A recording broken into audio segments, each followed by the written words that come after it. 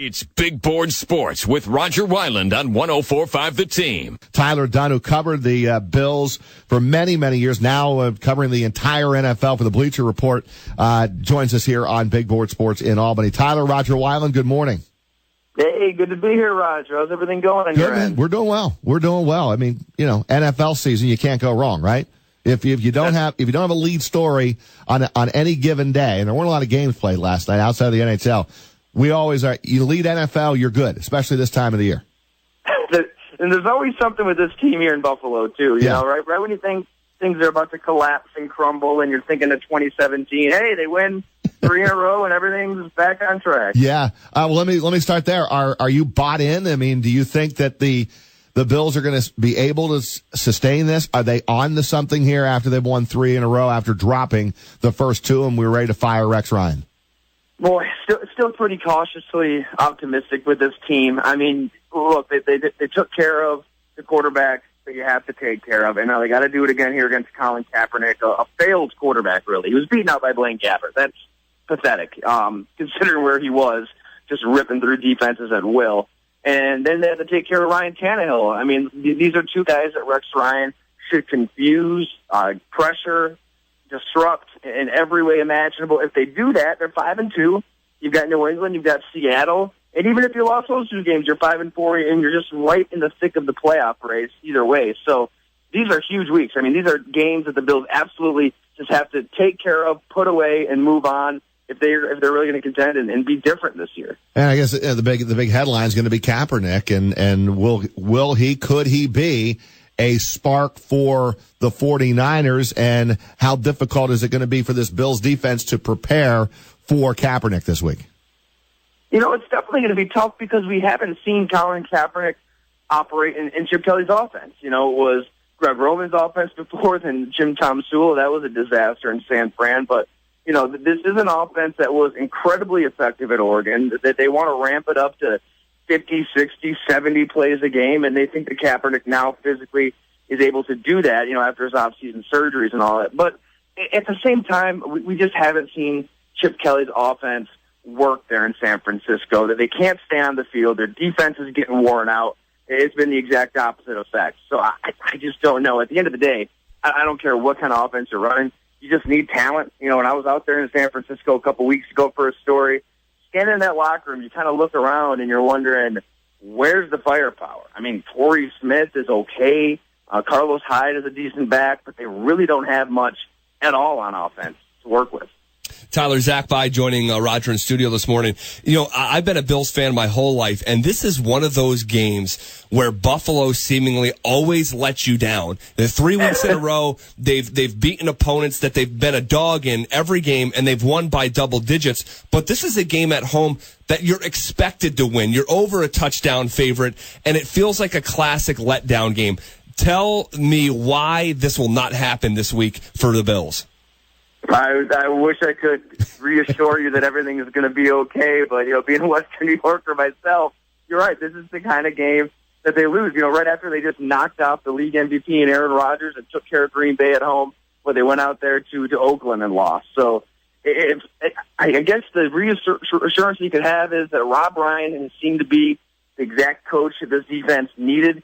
Whatever he's doing with Rex in terms of preparing for quarterbacks, knowing that quarterback's weakness, the soft spot in offenses, where to attack. They've really pinpointed exactly where to attack defensively, and they're doing it with guys like Lorenzo Alexander, who leads the NFL in sacks, and nobody really wanted in the offseason. They're doing it with guys like Zach Brown, who the Titans just kind of let go. He leads the NFL in tackles. So it looks like the scheme and whatever Rex and Rob have kind of concocted together is working, and they'll kind of know how to get after Colin Kaepernick here. We're talking with Tyler Dunne, covers the National Football League for the Bleacher Report. Tyler, we got into the NFL power rankings yesterday, and most people have, Minnesota 1 and New England 2, or you can flip-flop and go New England 1, Minnesota 2. In your opinion right now, who is the best team in the National Football League right now? Definitely the Minnesota Vikings, and it's crazy to think that you can lose your starting quarterback, your offensive tackle, Adrian Peterson, a Hall of Fame running back, and be the best team in the NFL. But that's the case. They don't really have any weaknesses on defense. It was really cool to spend some time with them out there to figure out how they've been able to pick up the pieces when the season seemed lost. I mean, it seemed like everybody was writing their obituary right on the eve of the regular season. But, they've got such a mix of veterans and youth on defense. There's this play that Anthony Barr was kind of breaking down where pre-snap in a split second, they called an audible. Everson Griffin slides into a 4 technique instead of a 5 against Tennessee. That allows Eric Kendricks to drop back and play the pass. Bam, pick six going the other way. It's those little things they're so in sync with right now that, talk about weaknesses on a certain team. There's just none. I don't know where the soft spot is on that Vikings defense, and they've done it against the best quarterbacks in the league. Newton, Aaron Rodgers, they look like lost, dazed, and confused rookies against this team. And maybe this weekend, if you go to New England now, you talk about, Patriots up there in those power rankings for sure, and Brady back at quarterback. I'm kind of waiting for the Bengals to play a big game. You think Cincinnati, I know the game is in Foxborough, you think Cincinnati can give New England fits this weekend? Oh, I don't know. I like Cincinnati's roster. They really do have just a tough, stingy, cutthroat defense. I've seen with Vontaze Burfict coming back, and offensively, A.J. Green's one of the best in the game. They've got the 2 backs, a pounder in Jeremy Hill, and a guy in space that does damage in Giovanni Bernard. Yet there they are at 2-3, and man, that game against Dallas last week, it wasn't as close as the score made it seem. They got ran over by the Cowboys. So I don't know what to make of this Bengals team right now. And look, if they drop that game, they're 2-4.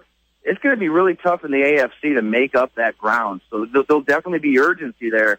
We're just seeing Tom Brady on this big middle finger tour to the NFL, and I just think he's just going to keep rolling along and trying to stick it to this commissioner that suspended him. I would not want to bet against Tom Brady anytime soon. Time with Tyler Dunne, Bleacher Report, NFL Football Week 6. We opened up with the must win. All these teams in must win. You got to win. And Zach and I both agree, if the Jets don't win Monday night in Arizona at 1-5, they're going nowhere.